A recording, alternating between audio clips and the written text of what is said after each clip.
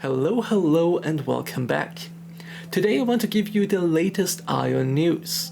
Let's quickly take a look at the new class that has been released in AION Classic in Korea, and then we go into AION 2.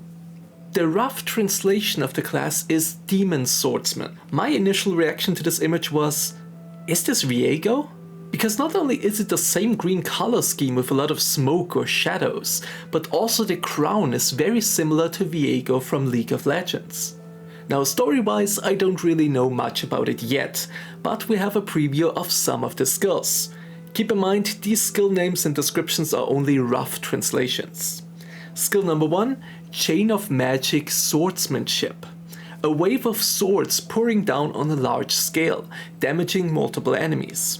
Skill number 2, Soul Pledge. When your HP reaches 0, you will not die and enter a state of soul lingering for a certain period of time.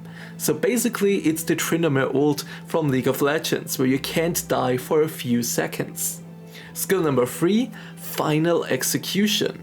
Teleports to a target with low health and instantly executes them with a certain probability. Skill number 4, Demon Sword of Isolation. Increases the damage dealt to the target and reduces the damage taken from other enemies. Now, as I said, we don't know much about it yet, as it only recently got released. The Korean YouTube channel also made a 30-second showcase for the new skills of every class. I will not go over them, but I guess they are kinda putting more effort into all of this since AION 2 launched. So let's now get into AION 2. First of all, let me mention I have lore videos planned. It's just that I play on the Bakarma server, which is the most unstable server in the entire game, and therefore it was hard to even get my daily and weekly quests done. But just because I didn't post anything lore related since launch, doesn't mean that I won't cover it. I have actually put a lot of work into compiling all the notes and descriptions of basically everything together. Campaign quests, side quests, sealed dungeons.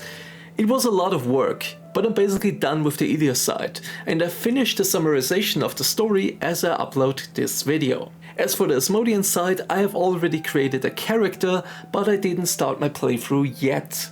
I will put the same effort I put into the Ilios side also in the Asmodean side, and make a separate video about it later. Anyway, let's get back on topic.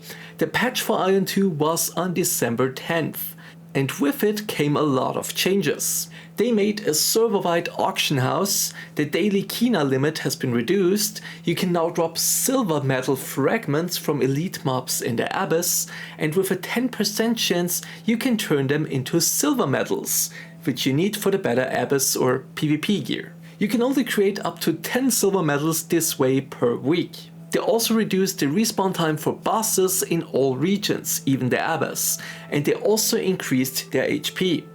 Meaning they won't be simply gone before you can even arrive there, or at least it will be less likely now. You can now share pins on the map with the chat, and they have also made large-scale PvP a bit better by showing more enemies at once, and in general they have made a lot of bug fixes. Then we have a lot of class changes. I will just mention the overall stuff, you can look at the details on the screen.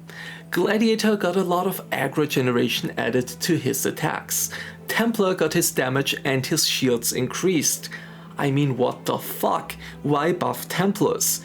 Is this the new favorite class of the devs? I mean, it has to be, honestly. Assassin and Ranger had basically no changes. Chanter got his damage and heals buffed. His speed and recovery mantra have been combined, and instead they got a new damage stigma skill. That's actually a very good one, big damage with a very quick dash towards the enemy. Sorcerer got his Hellflame skill turned to an AoE skill, which is actually a huge buff. Spirit Master got the animation speed of his skills increased, and overall also got a damage buff. Cleric got a huge damage increase, and his heals also got increased a bit. Then they added a few Christmas events, for example, daily attendance rewards. The main bases or cities have been decorated, like for example here, the Sumian village.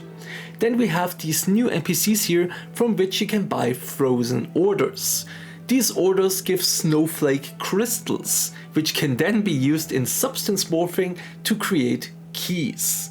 Then you will all around the main cities find presents that can only be opened with these keys. No matter if you open the small or big ones, you will get pretty much the same. Enhancement stones, resurrection stones, superior mana and soul stones, buff food and drinks, life crystals, battle enhancement scrolls, and a few pet souls alongside soul crystals. It's just that the bigger presents give a bigger amount of these items.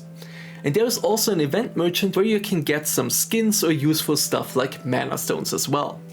The currency to buy these items with is in a battle pass that has a basic and a premium version. However, the premium version can simply be bought with 1 million kina. They also added a few new Christmas themed skins.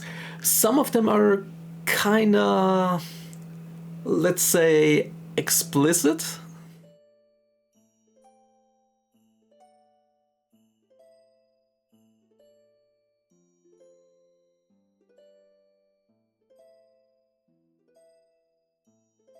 Now they also said during the last livestream that they banned thousands of bots per hour and permabanned about 60,000 accounts that used auto-hunting with macros. The maximum amount of AP you can earn per season is 2.5 million and the season lasts about 2 months.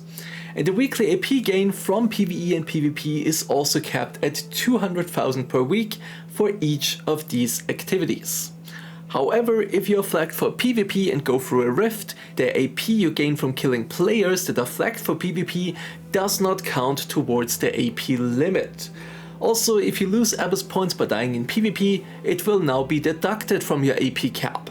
They will also look into reducing the AP loss when you get killed by other players, which I think is good, because I don't know how they count the AP loss. But when I was at 120,000 AP, saving up for my PvP weapon, and I got killed by a group of enemies, I lost about 200 Abyss points.